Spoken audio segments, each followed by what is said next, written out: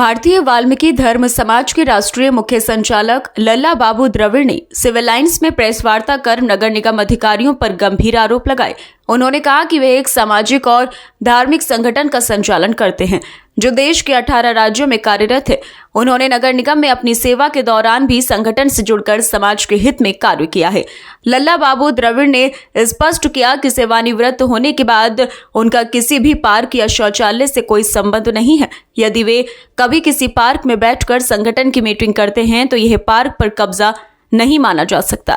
उन्होंने कहा कि नगर निगम के कुछ अधिकारियों द्वारा उनके ऊपर झूठे और बेबुनियाद आरोप लगाए जा रहे हैं कि उन्होंने पार्क या शौचालय पर कब्जा कर लिया है, जबकि इन स्थानों पर सिर्फ नगर निगम की सफाई सामग्री रखी जाती है। उन्होंने कहा कि मेरे व्यक्तिगत किसी भी सामान की उपस्थिति नहीं पाई गई है, फिर भी झूठे आरोपों के माध्यम से मेरी सामाजिक व धार्मिक प्रतिष्ठा को ठेस पहुंचाई जा रही है। यह कार्य कुछ स्वार्थी तत्वों द्वारा नगर निगम अधिकारियों को गुमराह कर करवाया जा रहा है। उन्होंने नगर आयुक्त से निष्पक्ष जांच की मांग करते हुए कहा कि यदि उनके साथ कोई अनहोनी होती है तो उसके लिए नगर निगम प्रशासन जिम्मेदार होगा। इस पूरे प्रकरण से वाल्मीकि समाज और संगठन में गहरा रोष व्याप्त है। देखिए, अमर उजाला में आज और कई दिन पहले मेरा नगर निगम द्वारा बहुत बड़ा अपमान किया गया और आज तो हद कर दी कि मुझे भूमाफिया घोषित कर दिया, जबकि कहीं मेरी नगर निगम की जमीन में किसी पार्क पर किसी शौचालय पर मेरा कोई कुछ नहीं।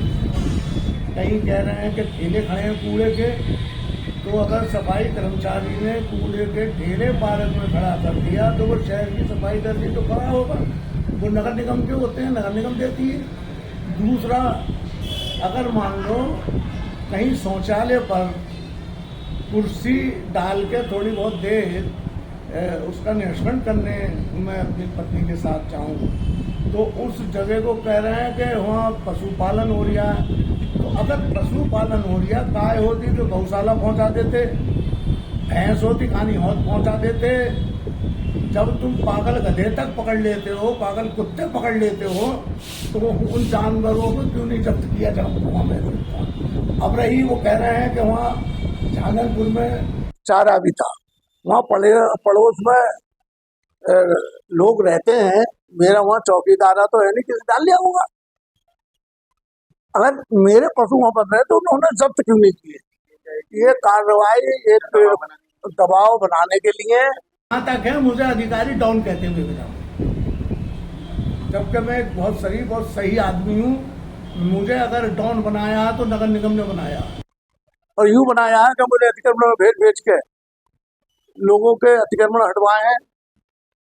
करोड़ों की जमीन मैंने नगर निगम को खाली करा के दी है।